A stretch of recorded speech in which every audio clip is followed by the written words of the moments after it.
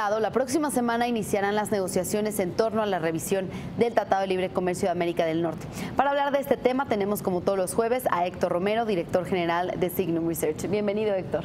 Gracias, siempre encantado de estar aquí, Susi. Gracias. Pues, ¿cómo llega México a esta mesa de negociación tan esperada? Mira, yo creo que llega mucho más confiado, ¿no? México hace 6 meses pues estaba bastante temeroso ante lo que pudiera pasar, ¿sí? Pero lo que hemos visto, creo que aquí hay 2 notas muy interesantes de las que hemos visto ahora.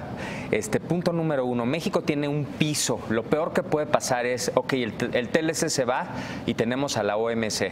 Y al final, pues tampoco es el caos total, ¿no? La industria seguirá y al final nuestra posición geográfica hace que muchas empresas, incluso Kia, digan, pues nosotros seguiremos exportando desde aquí, incluso si esto falla. Entonces, eso nos da un piso que nos da mucha confianza.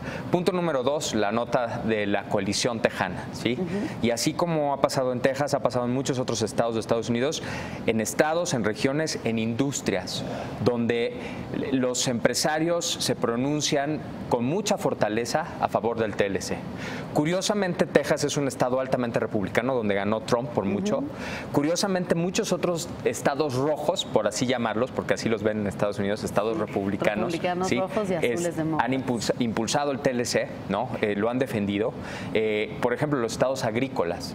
Para los estados agrícolas el TLC ha sido fundamental, especialmente los que producen trigo, los que producen maíz. Y ellos dicen, bueno, esto puede ser desastroso para nosotros. Cuando ven que México voltea hacia el sur y dice, Brasil y Argentina nos pueden proveer de granos, ellos se levantan en armas. Entonces yo creo que estamos mucho más confiados y fortalecidos. ¿Qué oportunidades ves en este proceso de renegociación del Tratado de Libre Comercio para México?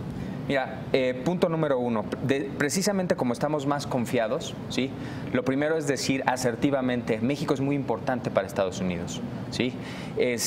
Tomar esta inercia donde, curiosamente, una semana antes de que empiece esto, cierran filas en Estados Unidos a favor del TLC. Vamos a tener que tomar esta inercia a favor de México, ¿no? Tenemos que también impulsar la idea de que el libre comercio es bueno para todos, ¿sí? Y curiosamente, el error estratégico de Trump de echar para atrás el TPP, ¿sí? Que fue un error importante para Estados Unidos, probablemente eso nos dé a nosotros oportunidad de la gente que está a favor del libre comercio en Estados Unidos diga, esta es nuestra última oportunidad de salvar esto y de impulsar la idea del libre comercio. Y finalmente, por supuesto, pues está toda la oportunidad de modernizar un tratado que ya casi tiene un cuarto de siglo, ¿sí?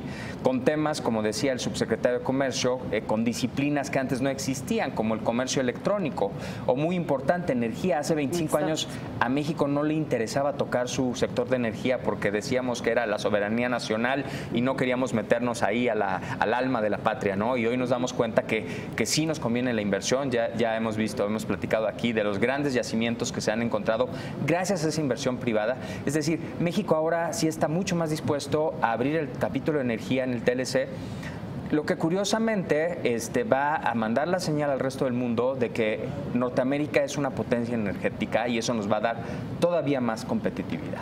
¿Cuáles son los riesgos que ves dentro de esta negociación? Si bien hay capítulos que se van a abrir y habrá otros nuevos, como ya lo mencionabas, el sector energético, el sector del comercio electrónico, pero ¿qué riesgos hay al abrir estos otros capítulos?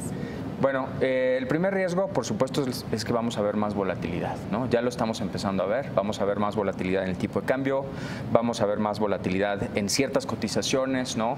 Yo veo, por ejemplo, Nema, que es una empresa fantástica, ¿no? Con muy buenos fundamentos. Sin embargo, el mercado la ha castigado, la ha castigado, la ha castigado. Digo, nosotros la vemos como una excelente oportunidad de compra, ¿sí?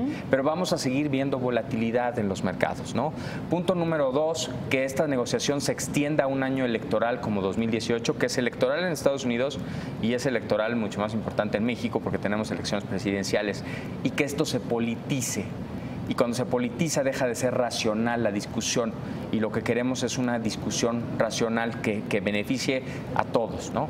Y finalmente, bueno, pues precisamente por ese segundo riesgo, que se descarrile todo. En ese caso, bueno, pues siempre tenemos a la OMC, ¿no? Como miembros de la OMC. Yo creo que a Estados Unidos no le conviene que se descarrile todo el proceso. Héctor, ¿qué hemos aprendido de todo esto? Es decir, hemos vivido todo un proceso desde las campañas presidenciales en Estados Unidos, donde Donald Trump decía que era el peor tratado comercial que se había hecho en la historia, donde amenazaba con salir de este tratado. Hemos visto ya cada vez un mensaje mucho más suave, por decirlo así. Entonces, ¿qué hemos aprendido de todo este proceso que hemos vivido desde el año pasado? Bueno, especialmente los mexicanos. Hemos aprendido que no defendimos la marca México en Estados Unidos, la importancia de México para los Estados Unidos desde el punto de vista económico, estratégico, en seguridad, etcétera, ¿no? Eso es yo creo que la enseñanza número uno, pues porque nos confiamos, ¿no? Porque sabíamos que el TLC era demasiado importante para ciertas industrias en Estados Unidos y nunca vimos la posibilidad de que llegara un Donald Trump, de que la extrema derecha y la extrema izquierda también en nuestro país, los dos extremos se tocan, ¿no? La extrema izquierda en México, igual que la extrema derecha en Estados Unidos, están en contra del libre comercio, ¿sí? Y nosotros, confiados en que el libre comercio es bueno para todos y que nos ha impulsado, ¿sí? Descuidamos impulsar esa idea en Estados Unidos y también en México, ¿sí? Punto número dos, bueno, descuidamos también nuestra posición negociadora.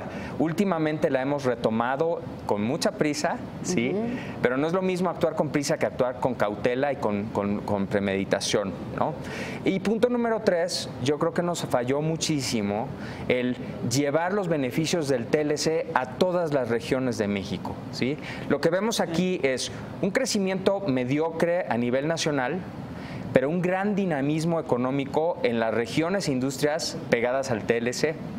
Curiosamente, en el sur del país, donde pues desafortunadamente el libre comercio no los ha tocado con sus beneficios, ¿sí?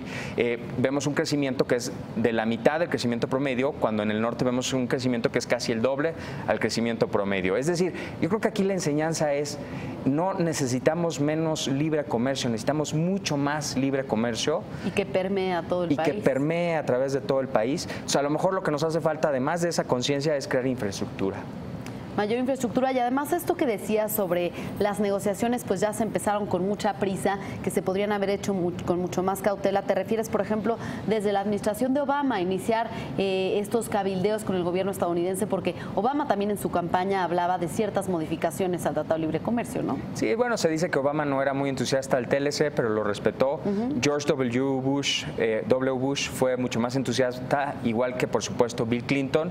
Claro. Y bueno, aquí vemos que Donald Trump, pues, simplemente, no sé si no entienda la importancia del libre comercio, sí, pero afortunadamente ahorita tiene otras preocupaciones. Entonces, espero que deje a los profesionales negociar y hacer su trabajo. Bien, pues ya veremos y lo seguiremos platicando la próxima semana. Gracias, Héctor. Por supuesto, muchas gracias. Gracias, Héctor Romero, director general de Signum.